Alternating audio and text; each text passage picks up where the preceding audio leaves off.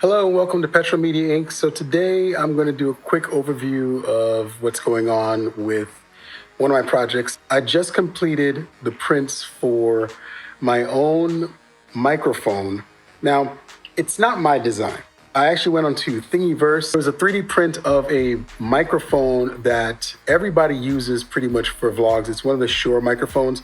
It's a broadcast microphone. It's originally used in recording facilities for broadcasting, but it also works really well as a microphone for sound, definitely for vlogging, but also many people use it for singing because it has a very unique character to it. I am not actually using the same capsule from that microphone. What I'm gonna do is actually modify mine, hence why I printed two of them. So over here, I have two of these printed. This is the Shure microphone mod, and I actually built this out. You're actually supposed to slide an SM57 inside of here, but I didn't want to do that because I just didn't, or an SM58 for that matter. I didn't want to do that. I decided to go a different route, and I'm going to get to what the capsule is going to be. And I will do a build video on this a little bit later. I just don't have the time at the moment. I'll have some time next week, so I'll work on it next week and I'll shoot it out to you guys to check out soon. But I wanted to do this because I have so many of these little microphones, and I'll show you those in just a second. This is the other print. Now, this TPU print is actually pretty interesting because I'm going to hold it for a little while. It changes with the temperature.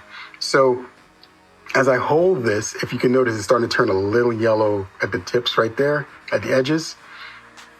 There we go. It starts to turn yellow.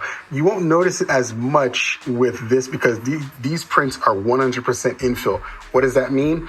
It is solid through and through from one end to the other with TPU. Normally when I print most things, because it's usually for the drones and other things, it's 25% infill because I want it to be lighter. But this is pretty solid. I mean, I can hit it on things and I'm not that worried about, if it's going to be, if it's going to tear or anything like that.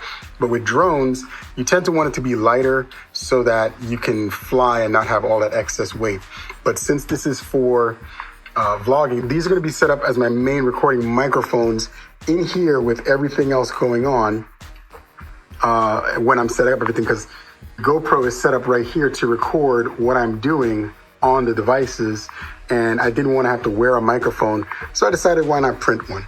Now, what have I gone with for capsules to go inside of here?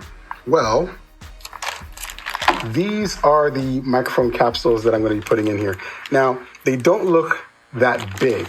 Let me see. I can't do it. Can I do it with one hand? Can't do it with one hand. They're not that big. These are actually room microphones. Now, mind you, microphones have many uses. You can use them in different ways, whether it's good or bad, depends on the use case. But these were high-end room microphones. So they're designed to actually record the room itself.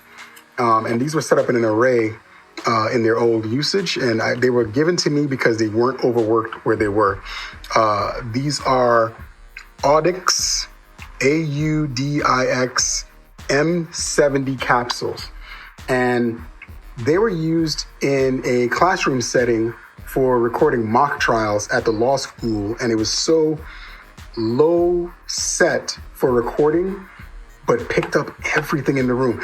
They had them set up in an array, and it was like 15 or 16 of them set up per room for every different angle.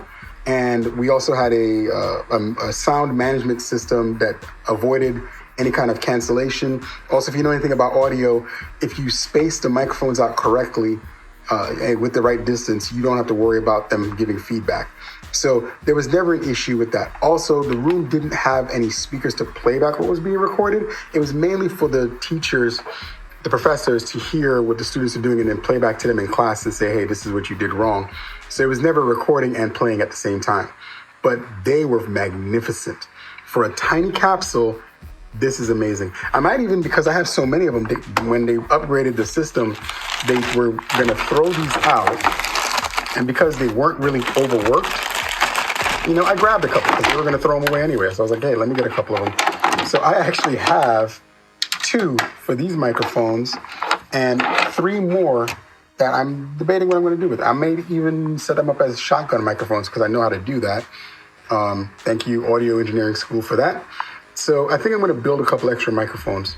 Nothing too crazy. I have a Rode NT1000 that I use for vocals, and I have a Shure SM58, but I'm going to try these out just to see. But I figured I wanted something that was used to being tortured, and I figured those two are going to fit in here perfectly. So I'm going to complete this video right now because I don't have the time to work on it fully today, but I will work on it next week and I'll let you know my progress with it. And then I'll give you a sound check with it just so you can see how the whole thing works. But this is going to be fun. It's a small little project. Again, very reliable, very durable little capsules that have a huge sound field. And it's actually comparable to the original Shure microphone. The pattern is actually pretty comparable to the original microphone. So I'm looking forward to seeing how this works out. I'll give you more details on this in another video. If you like what I've been talking about, like, share, and subscribe, and I will give you more content on these microphones once they're completed in a couple more days.